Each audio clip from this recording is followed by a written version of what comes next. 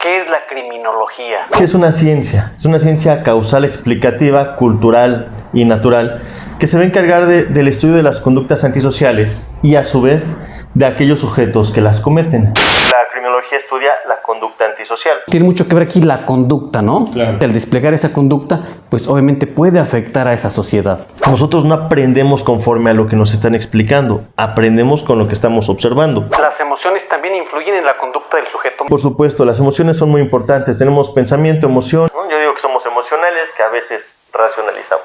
¿Cuántos tipos o cuáles tipos de conducta conocemos?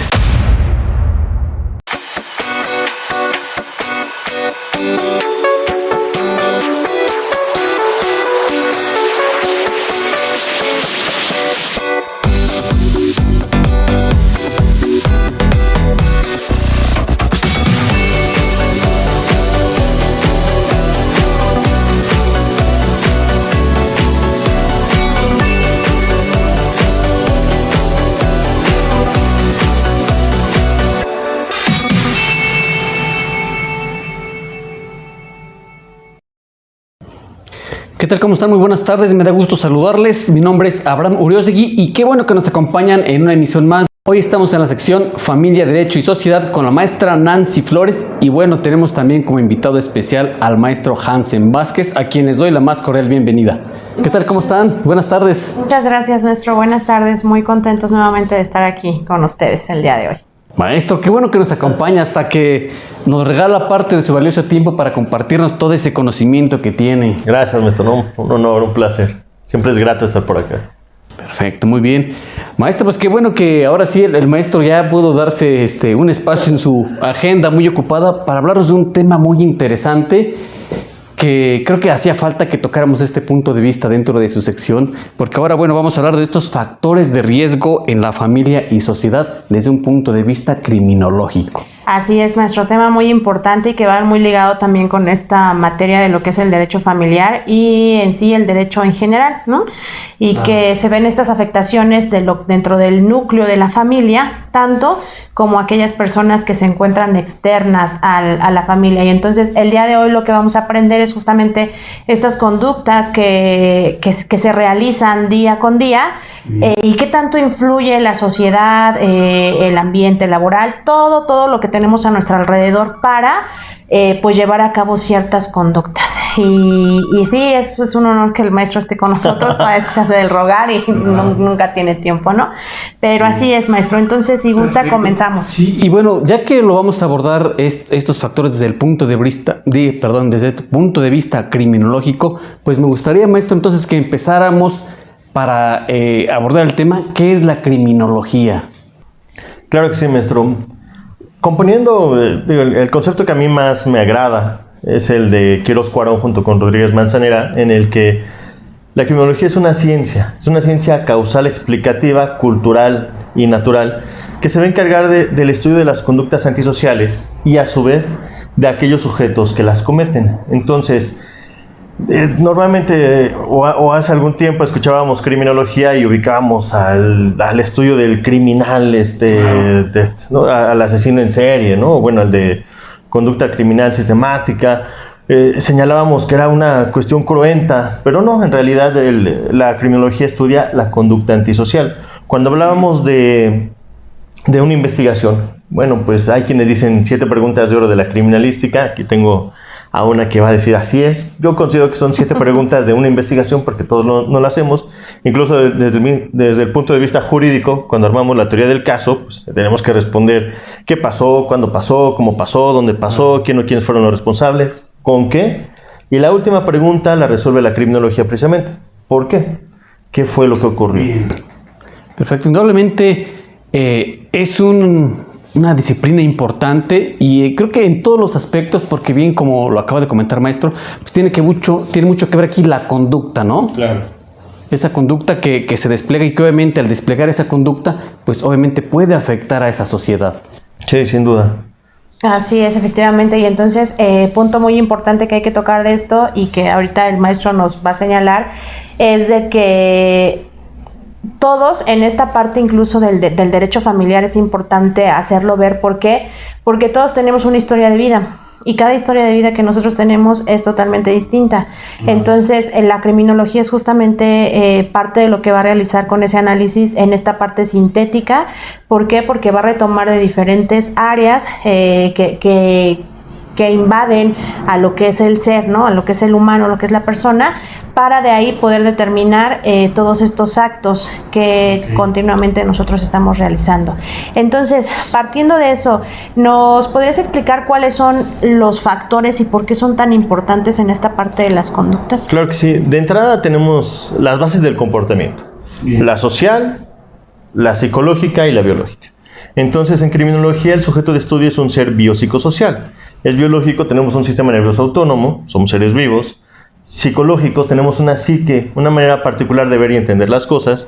Y en el plano social, somos gregarios por naturaleza. Entonces, de los años 50 a la fecha, se gestó la criminología moderna a través de estas tres bases. Los componentes mínimos, y digo de los 50 a la fecha en criminología moderna, porque anteriormente se estudiaba el crimen, pero desde la trinchera de cada una de estas disciplinas. O era el tema psicológico, psicología criminal, o era el tema biológico, criminal, o sociológico. No, ahora la criminología es sintética e interdisciplinaria.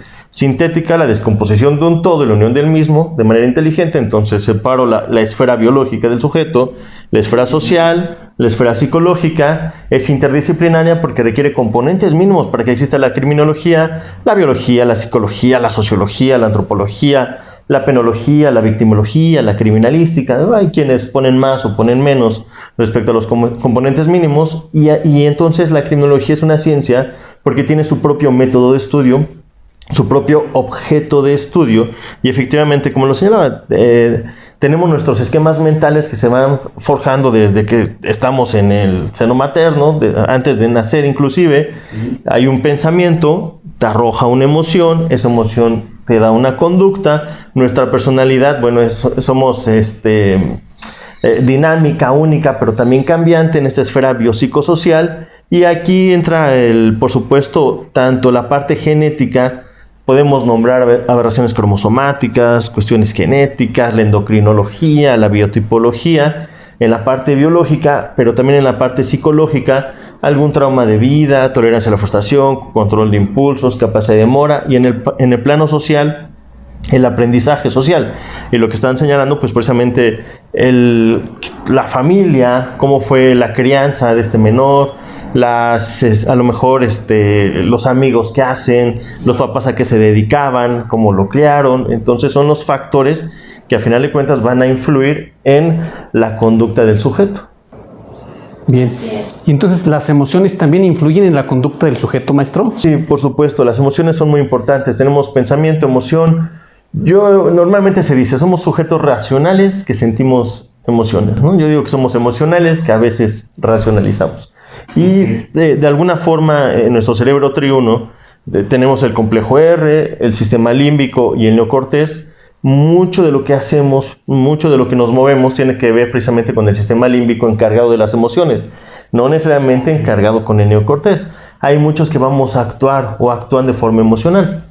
Está el estudiante que llega a clase y entonces, híjole, ya me equivoqué en esta respuesta, pero yo sabía cuál era. O vamos a hablar con el jefe y ya estamos en un cúmulo de emociones que no nos permiten entonces pensar de forma racional o ser asertivos. ¿Por qué? Porque no utilizamos nuestra inteligencia racional, sino que nos movemos precisamente a la cuestión emocional.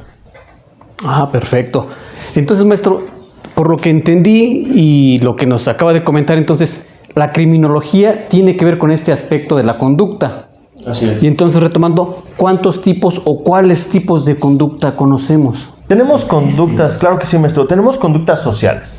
Saludo al vecino, tiro la basura, estudio, cosas que hacemos, entran, digamos, en una normalidad. Tenemos conductas asociales que se suelen confundir con las antisociales. La conducta social es aquello que hacemos en privado, ¿no? Aquello, pues voy al sanitario, cerramos la puerta, me voy a cambiar, pues que no haya alguien. Voy a ver un canal para adultos, pues tampoco voy a llegar a la mesa, ¿no? Y miren, vénganse todos. Son conductas que todos hacemos, son asociales. Hay conductas parasociales que son aquellas subculturas. un grupo de personas que se identifican, tienen objetivos en común, a lo mejor el tipo de música, peinado, ciertas cuestiones de maquillaje, la ropa, ¿no? Los emos, los darketos, los punketos. Esas conductas parasociales no rompen el orden establecido. No están de acuerdo con él, pero no lo rompen, están en la línea. Ah, correcto. Las conductas antisociales no están de acuerdo con el orden establecido y además lo rompen. Suele confundirse también conducta antisocial, conducta desviada y delito. No necesariamente los tres son los mismos. Y por la el otro conducta lado, desviada la los vamos a delitos. ubicar como una conducta que es rechazada por un determinado grupo social o en alguna época. No siempre es mala, simple y sencillamente sale de la zona de tolerancia de ese grupo. Y por el otro lado, los delitos. Ubicamos esta conducta típica, antijurídica y culpable, pero no todas las conductas antisociales llegan a tener la categoría de delitos, ni todos los delitos van a ser conductas antisociales.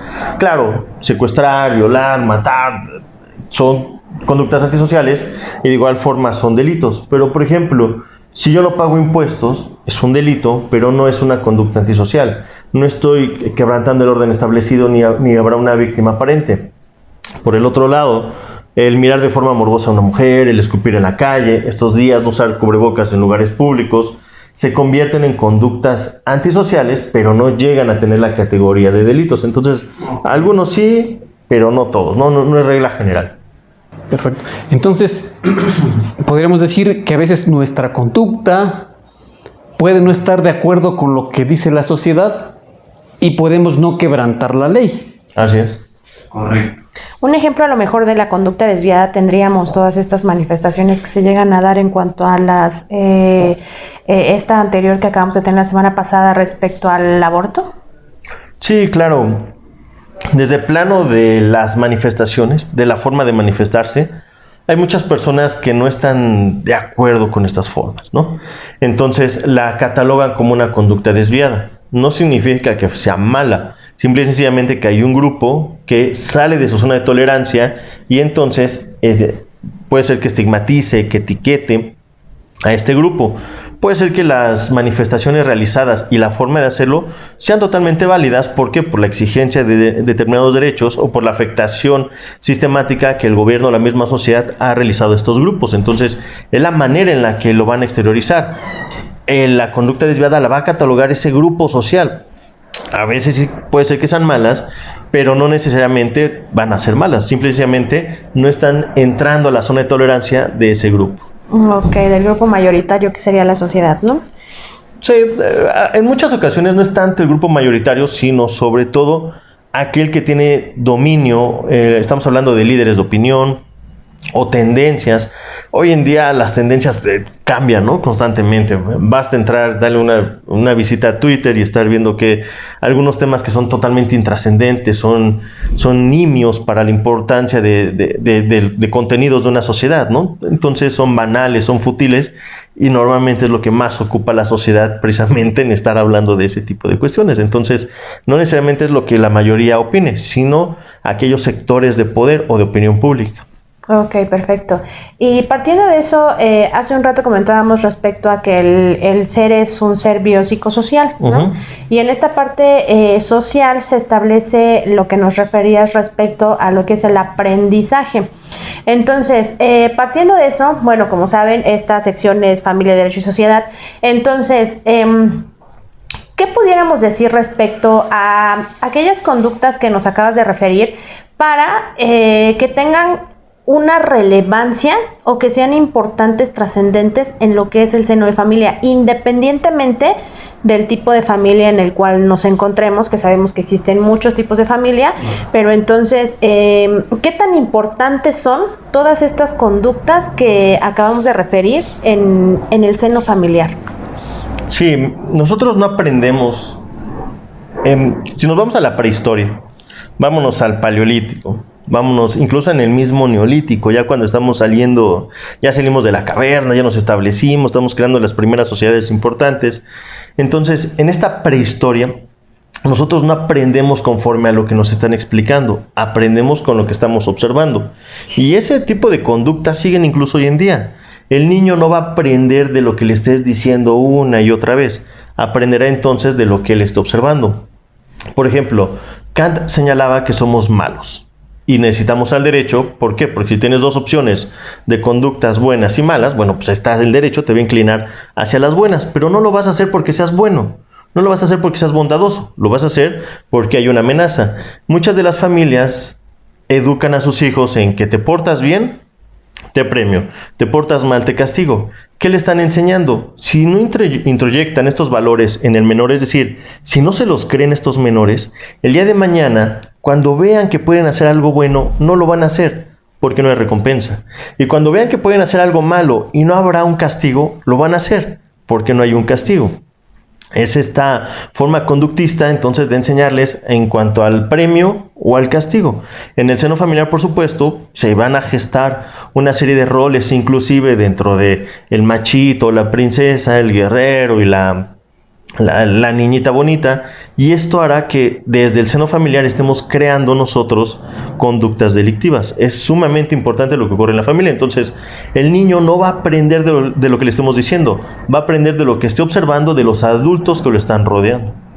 Oye, por ejemplo, todavía más difícil la tenemos cuando vienen dentro de familias criminógenas, ¿no? ¿Por qué? Porque entonces están aprendiendo este tipo de conducta que se ve como algo normal, como algo de naturalidad. ¿Por qué? Porque al final del día eso les está dejando y permitiendo poder a lo mejor cubrir sus necesidades. Y entonces viene esta parte, pues que evidentemente choca con el derecho, que choca incluso con la sociedad respecto al hacer repetitivas estas conductas que están percatándose que llevan a cabo las familias. Claro, Barron señala que no puedes buscar algo que no conoces. Entonces, si creciste, si aprendiste que esa era la forma de allegarte de los satisfactores delinquiendo, será normal que el día de mañana continúes con ese tipo de actividades. Hay muchas familias, bueno, esto es en el tema de la familia criminógena. Hay muchas familias que no son criminógenas y van a arrastrar el mismo problema. Llega el niño contando a la mamá o al papá que se peleó en la calle o que hay un niño que lo está molestando, y las típicas frases de: bueno, prefiero que me llamen de la escuela porque pegaste a porque te pegaron. O si te peleas y pierdes, yo te voy a pegar, ¿no? La próxima vez que sepa que te pegaron, si no te desquitas con el niño, el que te va a pegar soy yo. Sí, ¿no? Es una frase muy típica. O se caen y te pego. ¿Y por qué? Pues por menso, ¿no? Una cuestión parecida. Se normaliza entonces la violencia, y el niño cuando crece aprende a que la manera entonces de resolver sus conflictos es a través de vías no idóneas establecidas por la sociedad, sino por estas formas violentas. ¿Cuántos de nuestra generación no pueden decir: me pegaron y no me pasó nada, no les pasa nada? Y critican generación de cristal. No, es que no, pues ¿cómo no? Estás bien dañado. Se te cierra un sujeto en el coche y le estás mentando a la madre, o claro, vas al estadio y te peleas con el sujeto de al lado porque trae la playera del otro equipo. Eso no es estar bien, ¿no? Entonces, tampoco es correcto señalar que no nos pasó nada. No, claro que sí, todo eso tiene una afectación. Claro, la repetición de patrones ya es responsabilidad de cada uno. Si a mí me gritaban cuando era niño, pues lo menos que quiero es gritarle a mi hijo hoy en día. Entonces, es responsabilidad de nosotros. Sí, hay mucho, incluso Otrowski menciona esta parte de la resiliencia. Te trataron mal de niño, pero a los 30, 40, 50 años no puedes estar diciendo: es que soy así porque mi mamá me hizo esto, es que soy así porque me castigaron injustamente. Ya supera, ¿no? Ya pasó, no puedes tenerlo como bandera de justificación en tu conducta de adulto. Claro. Y este tipo de conductas, cuando de alguna manera las vamos transmitiendo, o sea, entonces, ¿en qué momento o cómo se le puede decir a alguien que tiene que frenar ese tipo de, o de ya no repetir esos patrones? ¿Cómo se le puede hacer? Porque quizá, como bien lo comentabas, alguien dice: yo no estoy dañado, pero tiene conductas. Claro. ¿Cómo le podemos hacer ver, primero, que tiene este tipo de conductas y cómo frenarlas? La idea aquí es introyectar valores. Entonces, si te los crees, pues ya va a ser más fácil que puedas llevar a cabo el mismo. Sin embargo, yo lo veo desde el punto de vista de la reflexión. Si ya es una cuestión patológica, es decir, si eso ya genera algún tipo de situación conflictúa en alguna de tus esferas de vida, trabajo, familia, salud, descanso mental, en el que no te permita dormir, desde ahí es la parte de reflexión y de conciencia de: ¿sabes qué? Utiliza la conciencia, ¿no? Ya no continúes con este tipo de manifestaciones en cuanto a la conducta. Napoleón, por ejemplo, decía: al niño hay que educarlo 20 años antes que nazca. Entonces, ¿dónde vamos a hacerlo? Con los papás, ¿no? Sí, claro, ese problema generacional. Claro, y lo que hace el adulto es el reflejo de la infancia. Los esquemas mentales se están forjando desde el momento, decía, del embarazo, a los 7 años también es un momento muy significativo, luego a los 15 llega otro momento importante, y hasta los 21 en la que la parte prefrontal del cerebro se desarrolla. Es la encargada de los juicios, de estimar los juicios de lo correcto y lo incorrecto. Entonces es muy normal que en la adolescencia, por eso su nombre, ¿no? El que adolece, se mete en problemas, que se le conflictúe seguir órdenes o estar en parámetros jerárquicos de la autoridad, pero ya estamos observando hoy en día de este tipo de conductas en sujetos de 25, 30, 35, 40 años, ¿no? Digo, qué padre sería tener 20 siempre, pero no se puede. Claro. Oye, adelante. Perdón. Y por ejemplo, en este caso que acabas de referir las edades, ¿alguna vez había escuchado respecto a edades que incluso suelen ser idóneas en los procesos de separación de los padres? Sí, claro, es un tema que hemos platicado y sí es muy importante. A los 7 años no le generes un cambio importante al niño o a la niña. No te divorcies cuando el niño tiene 7 años, no te mudes, no lo cambies de escuela. Bueno, los menores cambios que se puedan, digo, a veces la situación o circunstancias sociales te van a llevar a tomar este tipo de decisiones. Pero sí sería bueno tomarlo en cuenta, ¿no? A los 7, a los 15, no le generes tantos cambios al menor. Ok, perfecto. Tomando en cuenta ese núcleo familiar, la forma en que se va educando, se va criando al niño, yo le preguntaría entonces, maestro, ¿qué descompone el modelo de crianza? En muchas de las ocasiones, a mi parecer, son los padres. El padre que quiere vivir a través del hijo esas frustraciones de vida. Quiere que el hijo sea como él, entonces es el tema, ¿no? O sea, ¿lo quieres por cómo es o quieres que sea de determinada manera? Y intentamos moldear entonces a los menores a nuestra semejanza. Pues ahí de entrada pues estás, viviendo a través de tu hijo. Los éxitos o los fracasos que tú no tuviste o que tuviste, los quieres llevar a través de tus hijos. La otra también, vivimos en tiempos en los que es muy complicado poder atender a los hijos, y si tenemos muchos hijos, pues todavía se va conflictuando aún más. Y no solamente vamos a participar en esa información los padres, está al alcance una computadora, Google, o el comentario del compañerito, o alguna cuestión que por error o sin querer les aparezca y se informen. Y van a llegarse de ese tipo de información antes que lo que los padres les podamos guiar o señalar. Es un riesgo, es muy importante. Ayer se cae una red social donde diga, bueno, esto es nimio, esto tendría que ser nimio para la sociedad. Y no, claro. Es tendencia en todo, en noticias, en otras redes sociales, en pláticas de sobremesa. ¿Qué tan importante estamos en un mundo digital, ¿no? También son los dos grandes retos del mundo del derecho en cuanto al control social y de la misma criminología del día de mañana, las neurociencias y el tema de la digitalización, de la inteligencia artificial, de esta automatización, ¿no? Esta dependencia hacia la tecnología y sobre todo al tema de Internet. Retomando lo que comentaba al inicio, maestro, entonces, y para ir cerrando el tema, ese problema entonces es de los padres porque son los primeros que de alguna manera descomponen este modelo de crianza. Entonces por eso vemos que quizá tenemos adolescentes que estudian una carrera que no les gusta, sino porque se las inculcó el papá, o porque el papá no pudo ser, o porque fue el abuelito. Claro. O clásico, que le vaya el equipo de fútbol porque le va el papá, ¿no? O sea, todo esto entonces a veces lo vemos desde este punto de vista. Dices, bueno, hay para el equipo de fútbol, pero quizá si vamos escarbando, vamos encontrando algunas imposiciones que le hicieron al niño y que el día de mañana pues obviamente lo podemos ver reflejado ya hasta en a un nivel profesional, que esté estudiando algo que en verdad no le gusta porque nada más su papá quiere que sea doctor, abogado, etcétera. Sí, hay varios esquemas de educación y estos van a influir precisamente en, como lo señala usted, en la felicidad o infelicidad que va a tener esta persona. Incluso esto va a ser propio a que si yo no alcanzo a cubrir los estándares sociales que me están imponiendo, acabé la licenciatura en Derecho y no tengo trabajo.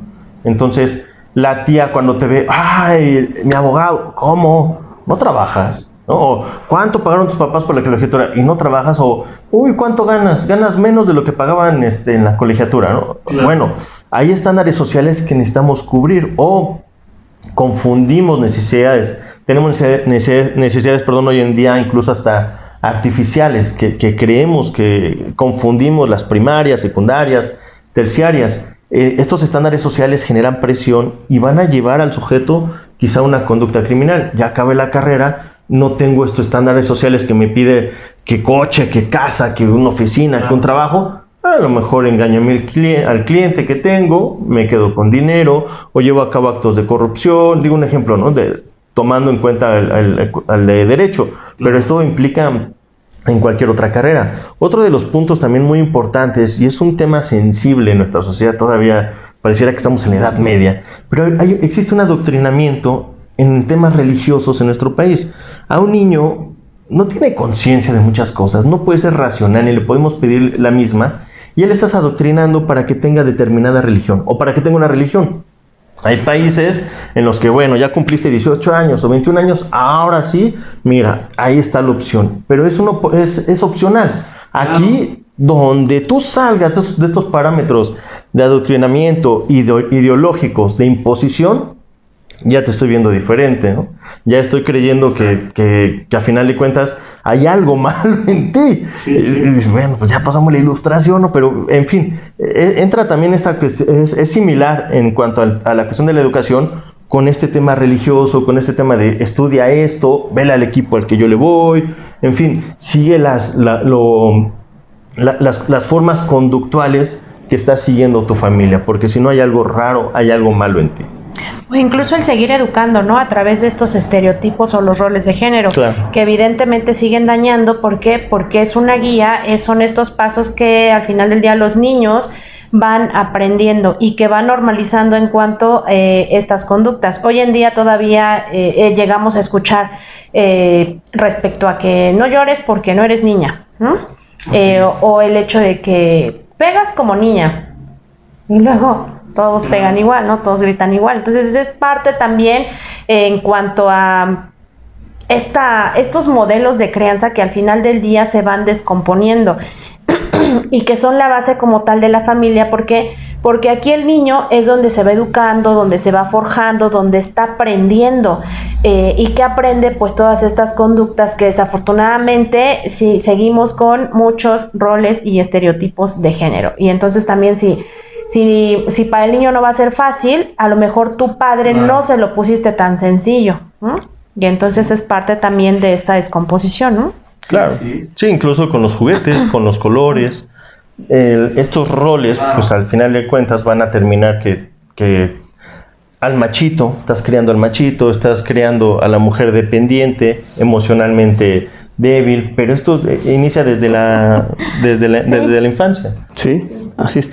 Bueno, es un tema muy importante, maestra, que en verdad me gusta mucho, y luego platicando con el maestro, nos falta siempre tiempo. Muchas gracias por la invitación y estar aquí platicando. Maestro, si no lo quiere invitar la maestra, yo ahorita tomo también sus números de contacto, ya los dejo y yo lo contacto para que nos acompañe. Pues muchas gracias a todos ustedes por habernos acompañado este día donde abordamos un tema muy importante, y la verdad me siento, pues la verdad, engalanado con esta visita que tenemos del maestro Hansen Vázquez. Síganlo en sus redes sociales, recuerden que a mí me pueden encontrar en Facebook como Abraham-Uri-Boy, al igual que en Instagram y Twitter. Me despido de todos ustedes y que tengan una excelente tarde. Hasta la próxima.